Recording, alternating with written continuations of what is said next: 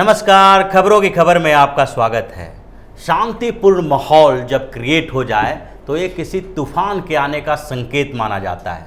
ऐसा ही कुछ संकेत मिल रहा है कांग्रेस के अंदर से। कांग्रेस में अभी सब कुछ शांत शांत दिखाई पड़ रहा है। ऐसे लग रहा है कि कांग्रेस के अंदर बिल्कुल सब ठीक ठाक चल रहा है और पार्टी के सारे लोग इकट्ठा होकर प्रधानमंत्री नरेंद्र मोदी के खिलाफ मोर्चा खोल के रखे हैं। लेकिन ऐसा है नहीं।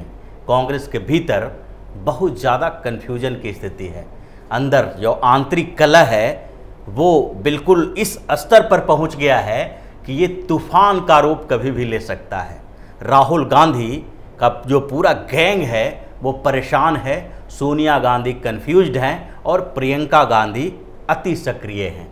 प्रियंका गांधी की अति सक्रियता जो है वो राहुल गांधी के जो पूरे गैंग है, राहुल ब्रिगेड है, उसके लिए परेशानी का सबब बना हुआ है। और सोनिया गांधी बिल्कुल बीच बीच में अटक गई हैं। उन्हें अब समझ में नहीं आ रहा है कि प्रियंका गांधी को इतने दिनों तक राजनीति में आने से रोके रखे, लेकिन अब एक बार जब लेकर आ गए हैं तो प्रियंका के बढ़ते कदम को कैसे रोका जाए ताकि राहुल गांधी को आगे बढ़ाया जा सके।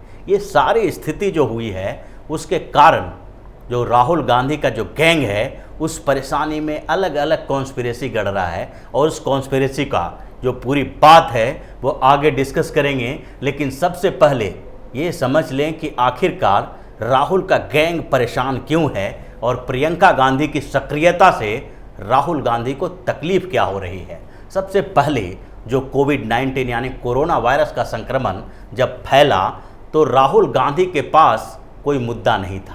कांग्रेस के पास ही कोई ऐसा मुद्दा नहीं था जिससे कि सरकार के ऊपर हमला किया जा सके।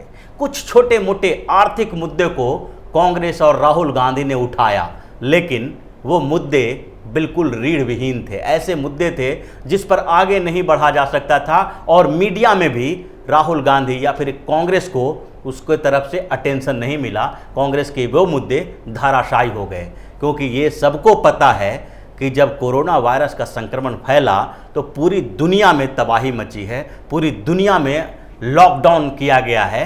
तो ऐसे में जो अर्थव्यवस्था में गिरावट आएगी, अर्थव्यवस्था कमज़ोर होगा, वो पूरी दुनिया की अर्थव्यवस्था कमज़ोर हो जाएगी। उसमें किसी भारत के लिए सिर्फ नहीं था। और राहुल गांधी जो आरोप लगा रहे थे उसमें कोई ऐसा दम नहीं था कि सिर्फ भारत को इसकी परेशानी होने वाली है। और इसके बाद अचानक एक मुद्दा उभर कर सामने आया और वो था मजदूरों का मुद्दा। जो अलग अलग क्षेत्र में रह रहे मजदूर कामगार जो हैं वो अपने घर को वापस जाना चाहते थे और जब वो वापस जाने की तैयारी में लगे हुए थे तो इसके कारण अफरा तफरी का माहौल मच गया, क्योंकि हर स्टेट ये चाह रहा था कि जहाँ पर प्रवासी कामगार ज़्यादा हैं वो अपने घर चले जाएं और जिन स्टेट का प्रवासी कामगार जो वहाँ जहाँ से जो दूसरे स्टेट में काम करने के लिए गया था तो उस स्टेट की ये समस्या थी कि वहाँ से जो बाहर से आएंगे यहाँ पर कोरोना वायरस का संक्रमण तेज़ी से फैलाएंगे, इसलिए यथास्थिति बरकरार रखी जाए। और इसमें उत्तर प्रदेश की राजनीति में सबसे ज़्यादा उबाल आया, क्योंकि योगी आदित्यनाथ सबसे पहले वो पहला चीफ मिनिस्टर हैं जिन्होंने अलग अलग राज्यों में जो उत्तर प्रदेश के स्टूडेंट थे, जो कामगार थे, वो लोग जो अलग अलग राज्यों में रह रहे थे उनको घर वापस करने के लिए व्यवस्था करना शुरू किया। लेकिन प्रियंका गांधी इस बात को सहन नहीं कर सकी और उन्होंने एक बड़ा मुद्दा उठा दिया। कामगारों को लेकर उत्तर प्रदेश में राजनीतिक सक्रियता बढ़ गई। प्रियंका गांधी अति सक्रिय हो गई और उन्होंने अलग अलग जगहों से जो प्रवासी कामगार उत्तर प्रदेश आ रहे थे उनके साथ अपनी टीम को एक्टिव कर दिया, उनकी समस्याओं को उजागर करना शुरू कर दिया। इसके साथ साथ उन्होंने 1000 बस देने की घोषणा की कि अगर उत्तर प्रदेश सरकार ऑफर स्वीकार करे तो हम 1000 बस देने के लिए तैयार हैं जो उत्तर प्रदेश के कामगारों को उसके घर तक पहुंचा सके। ये मुद्दा हंगामा क्रिएट कर दिया, दोनों तरफ से बयानबाजी हुई, राजनीति तेज हुई। लेकिन इस बीच ये जो मुद्दा हुआ ये कांग्रेस के लिए सिरदर्द बन गया। कांग्रेस जो इस समय तक बिल्कुल मुद्दा उनके पास था नहीं और राहुल गांधी बिल्कुल कोमा में चले गए थे। थोड़े बहुत राहुल गांधी की एक्टिविटी थी, लेकिन राहुल गांधी के जो ब्रिगेड हैं वो हरकत में आ गए। उनको लगने लगा कि जिस तरह से एक जनरल सेक्रेटरी बना के जो रखा गया है, प्रियंका गांधी को उत्तर प्रदेश का इंचार्ज बनाया गया है, तो पूरे कांग्रेस को मुद्दे को उन्होंने उत्तर प्रदेश में सेंट्रिक करके रख दिया है। उत्तर प्रदेश को केंद्र बना दिया है कांग्रेस का, और जो सारे दूसरे स्टेट के मुद्दे थे वो दब गए हैं और हर जगह प्रियंका गांधी दिखाई पड़ रही हैं। ये राहुल गांधी के लिए अच्छा संकेत नहीं है, और राहुल गांधी के सलाहकारों ने उनको बताना शुरू किया कि इससे आपके आगे की राजनीति प्रभावित होने वाली है। राहुल गांधी भी घर से निकले, कामगारों के साथ मिलकर फोटो खिंचवाए और कुछ एक्टिव होने की कोशिश किए, लेकिन इस बीच जो कांग्रेस की सोशल मीडिया टीम है, आईटी सेल है, उस पर राहुल गांधी के जो ब्रिगेड के जो सदस्य हैं, राहुल गांधी के करीबी लोग हैं, उन लोगों ने इनको प्रमोट करना शुरू किया, ज़्यादा प्रमोट करना शुरू किया। उनके हर भाषण, हर ट्वीट को कांग्रेस के आईटी सेल ने प्रमोट करना शुरू किया अपने प्लेटफॉर्म पे। जबकि दूसरी तरफ प्रियंका गांधी की जो एक्टिविटीज़ है उसको कांग्रेस के मेन जो आईटी सेल के लोग हैं वो प्रमोट करने से परहेज करते रहे, और ये राहुल गांधी को प्रमोट करने का दूसरा तरीका था। क्योंकि राहुल गांधी जो एक्टिव थे पूरे देश में अलग अलग हिस्सों में और अलग अलग मुद्दों के साथ, उनको डर लगने लगा प्रियंका गांधी के उत्तर प्रदेश में सक्रियता से। उनको लगने लगा है, उनकी टीम को, पूरी टीम को लगने लगा कि हिंदी हार्टलैंड में कांग्रेस अगर पुनर्जीवित होती है और कांग्रेस की स्थिति में सुधार हो जाए, तो ऐसे में राहुल गांधी के बदले प्रियंका गांधी की डिमांड बढ़ने लगेगी और प्रियंका गांधी को ही अगला अध्यक्ष बनाने की बात भी कांग्रेस के अंदर उठने लगेगी। और इसको लेके राहुल गांधी की पूरी टीम परेशान थी और दोनों तरफ से ये हंगामा चल रहा था। अंदर अंदर जो कांग्रेस के अंदर बिल्कुल दो गुट बन गया, जिसमें एक गुट प्रियंका गांधी के सपोर्ट में बैठा हुआ है और दूसरा गुट राहुल गांधी के सपोर्ट में बैठा हुआ है। तो ये स्थितियां चल रही थी, लेकिन सिर्फ सोशल मीडिया प्रमोशन और प्रियंका गांधी के उस एक्टिविटी के बीच तुलना करने में राहुल ब्रिगेड जो है वो थोड़ा सा हिचकिचा गया। राहुल ब्रिगेड को लगने लगा कि सिर्फ राहुल गांधी को आगे बढ़ाने की कोशिश करने से प्रियंका गांधी की स्थिति कमज़ोर नहीं होगी, इसके लिए एक दूसरा उपाय भी करना पड़ेगा। क्योंकि इस बीच प्रियंका गांधी सिर्फ उत्तर प्रदेश में एक्टिव नहीं थी, उत्तर प्रदेश के रास्ते दूसरे राज्यों में भी घुसपैठ कर रही थी। यहाँ तक कि दिल्ली में जो NSUI है उसको प्रियंका गांधी ने निर्देश दिया कि वहाँ पर कुछ जो स्टूडेंट उत्तर प्रदेश के हैं जो घर वापस जाना चाहता हैं उनके लिए अरेंजमेंट की जाए। और NSUI ने ये बताया कि प्रियंका गांधी के निर्देश पर ही 30 लड़कों को उत्तर प्रदेश इन लोगों ने स्पेशल व्यवस्था, विशेष व्यवस्था करके भेजी थी। और इसके बाद जो लगने लगा राहुल गांधी की टीम को कि सिर्फ सोशल मीडिया पर प्रमोट करने से ये समस्या का समाधान नहीं होगा, राहुल गांधी की स्थिति मजबूत नहीं होगी और न ही प्रियंका गांधी कमज़ोर हो पाएगी। तो इसके लिए एक दूसरी कॉन्स्पिरेसी रची गई, और वो कॉन्स्पिरेसी थी अलग अलग राज्य के नेताओं को प्रियंका गांधी के खिलाफ भड़काना।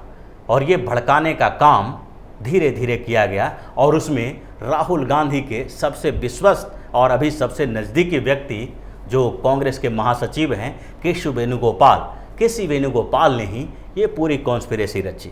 उन्होंने ऐसे स्थितियां उत्पन्न कर दी जिसमें अलग अलग राज्यों से ये मांग उठने लगा कि आखिरकार कांग्रेस सिर्फ उत्तर प्रदेश की राजनीति क्यों कर रही है। कामगार, जो प्रवासी कामगार हैं या जो स्टूडेंट हैं, सिर्फ उत्तर प्रदेश के नहीं हैं, उत्तर प्रदेश के अलावा अलग अलग राज्यों के भी जो कामगार हैं वो बाहर फंसे हुए हैं। जैसे बिहार के कामगार भी कई राज्यों में हैं, बिहार के अलावा मध्य प्रदेश के भी हैं, छत्तीसगढ़ के भी हैं। तो अलग अलग राज्यों के जो कामगार हैं, जो वर्कर्स हैं दूसरे स्टेट में, उनको लाने के लिए कांग्रेस कोई व्यवस्था करने की बात क्यों नहीं कर रही है। पूरी की पूरी जो राजनीति कांग्रेस की है वो उत्तर प्रदेश में ही क्यों केंद्रित हो रही है। तो अलग अलग राज्यों के, जिन राज्यों में प्रवासी मजदूरों की समस्या थी और जो राज्य अपने यहाँ प्रवासी मजदूरों को ला रहे थे, कामगारों को घर वापस बुला रहे थे अपनी व्यवस्था करके, उन राज्यों के लीडरशिप के तरफ से ये आवाज़ उठाई जाने लगी कांग्रेस के प्लेटफॉर्म पे, और ये बताया जाने लगा कि कांग्रेस उत्तर प्रदेश के अलावा दूसरे राज्यों में भी ऐसे मुद्दे उठाएं, क्योंकि सिर्फ उत्तर प्रदेश ही कामगारों की समस्या से ग्रसित नहीं है, सिर्फ वहीं का मुद्दा नहीं उठना चाहिए। और इसका मेन मकसद जो था वो था प्रियंका गांधी की राजनीति को कमज़ोर करना, क्योंकि प्रियंका गांधी उत्तर प्रदेश की इंचार्ज हैं और उत्तर प्रदेश के अलावा दूसरे राज्यों में ऐसी व्यवस्था करने की बात वो नहीं कर सकती हैं। अगर मध्य प्रदेश की बात आएगी, छत्तीसगढ़ की बात आएगी, राजस्थान की बात आएगी या फिर नॉर्थ और साउथ इंडिया के दूसरे स्टेट की बात आएगी, तो वहाँ पर राहुल गांधी को ज़्यादा वैल्यू दिया जाएगा, क्योंकि प्रियंका गांधी वहाँ घुसपैठ नहीं कर पाएंगी।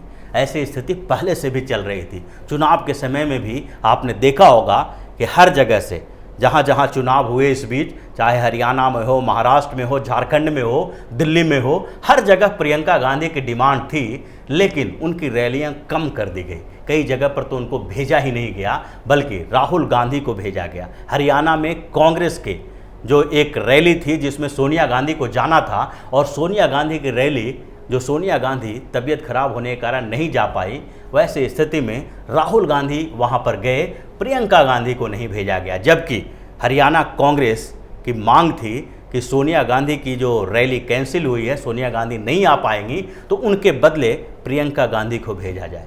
लेकिन वहाँ पर प्रियंका गांधी को नहीं, राहुल गांधी को भेजा गया। ऐसे ही झारखंड में भी हुआ, महाराष्ट्र में भी हुआ। तो पहले तो प्रियंका गांधी को सीमित करने की कोशिश की जा रही थी उत्तर प्रदेश में। अब उत्तर प्रदेश के अंदर ही जब प्रियंका गांधी ने अपना एक्टिविटी शुरू कर दिया और प्रियंका गांधी प्रोएक्टिव हो गई, अति सक्रियता दिखाने लगी और उत्तर प्रदेश की राजनीति में अब एक बैलेंस होने लगा। ऐसा लगने लगा कि समाजवादी पार्टी और बहुजन समाजवादी पार्टी को टक्कर देने के लिए कांग्रेस तैयार है।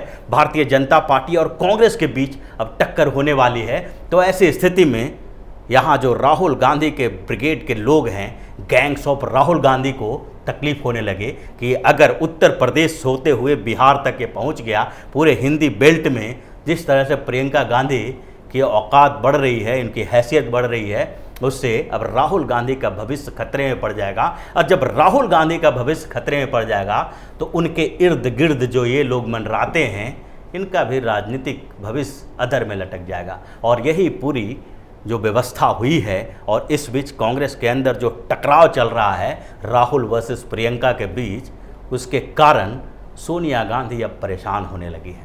सोनिया गांधी को समझ नहीं आ रहा कि अब इधर जाएं या उधर जाएं, क्योंकि यही सोनिया गांधी थी जिन्होंने इतने सालों तक प्रियंका गांधी को अमेठी और रायबरेली के प्रचार में लगा कर रखी। उन्होंने कभी भी इनको सक्रिय राजनीति में, कांग्रेस की राजनीति में आने नहीं दिया। उसका सबसे बड़ा कारण यही था कि वो राहुल गांधी को प्रमोट करना चाहते थे।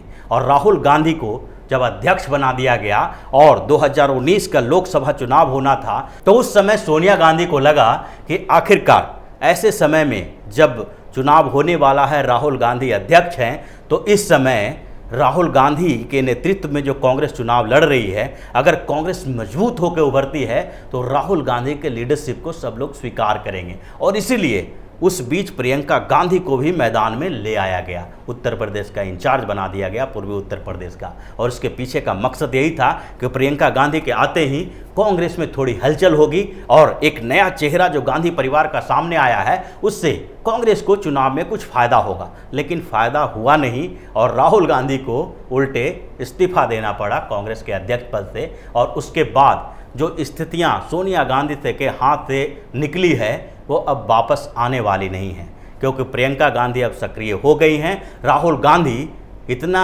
कोशिश करने के बावजूद, जो इस बीच कोशिश कर रहे थे, जब उन्होंने अध्यक्ष पद से इस्तीफा दिया था तो बार बार उन्होंने ये निर्देश दिया था कि गांधी परिवार का कोई व्यक्ति अध्यक्ष नहीं बनेगा। लेकिन आखिरकार अंतरिम अध्यक्ष गांधी परिवार से ही, यानी सोनिया गांधी को बनाया गया। तो उनका मकसद जो था वो स्पष्ट था कि गांधी परिवार से प्रियंका गांधी को अध्यक्ष नहीं बनाया जाए, क्योंकि उनको लग रहा था कि प्रियंका गांधी को अध्यक्ष बनाने की मांग कांग्रेस के अंदर उठ रही है। अगर एक बार प्रियंका कांग्रेस की कमान संभाल लेगी तो उसके बाद हमारे लिए कोई जगह बचेगा नहीं। इसलिए ये सारा गड़बड़ जो कांग्रेस के अंदर चल रहा है वो विस्फोट होने वाला है कुछ समय के बाद। संगठन के अंदर एक दूसरे से खींचातानी चल रहा है और जनरल सेक्रेटरी लेवल के, जो प्रवक्ता लेवल के कई बड़े नेता जो हैं, इस खींचातानी से परेशान हैं। उनको समझ ही नहीं आ रहा है कि अगर वो प्रियंका गांधी के पक्ष में कुछ बोलते हैं, उनके साथ रहते हैं, तो फिर राहुल गांधी की टीम नाराज़ हो जाती है, और जब राहुल गांधी के साथ रहते हैं तो प्रियंका गांधी की टीम उनको शक की निगाह से देखती है कि ये जो राहुल गांधी के करीबी जो लोग हैं वो कहीं न कहीं प्रियंका गांधी के लिए मुसीबत बनने वाले हैं। तो ऐसी स्थिति कांग्रेस के अंदर चल रही है और इसका विस्फोट है जो कभी भी सामने आ सकता है। इसी की तरह की खबरों के साथ फिर से हाजिर होंगे। तब तक के लिए बने रहिए हमारे साथ और देते रहिए हमें सहयोग, ताकि इसी तरह की खबर हम आपके लिए लाते रहें। धन्यवाद।